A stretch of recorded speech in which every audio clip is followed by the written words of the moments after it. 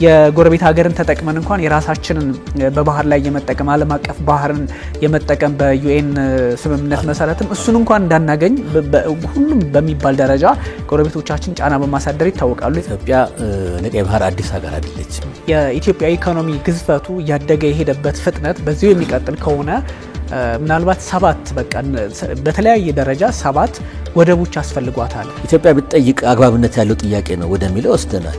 በእኔ እይታ አግባብነት አለው። አሰብን እኮ እንድንጠቀም ስምምነቶች ነበሩ። የኛ ዛ ፕሬዘንስ አድ ቫልዩ ያደርጋል። አንድ ሁለተኛ ደግሞ ለነሱ አለኝታ ለነሱ ፕሮቴክሽን የደቃቅ አገር ኢቭል ኤርትራ አለኝታ ምን ሆነው እኛ ኢትዮጵያ ላለፉት 35 ዓመታት ታይቶ የማይታወቅ እድገት አዝመዝግባለች ምናምን እንደዚህ አይነት ሐሳቦች አሉ። ኖሮም ቢሆንስ ወደብ ቢኖርን ኖሮ እኮ ከዚህ ጥፍም ልንሆን እንችል ነበር።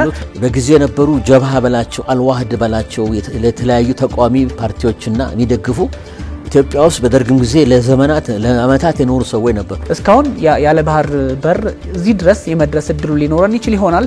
ከዚህ በኋላ ያለው ነገር ደግሞ ትሬንዱ ተቀይሯል። የማንም ሀገር ልበልህ እንደፈለገው የሚያስቆመው እንደፈለገው የሚፈትሸው እንደፈለገው የሚያላግጥበት ነው። የራስ ሰራዊት ግን ሲኖር ኔቨል ፎርስ አታስደፍርም።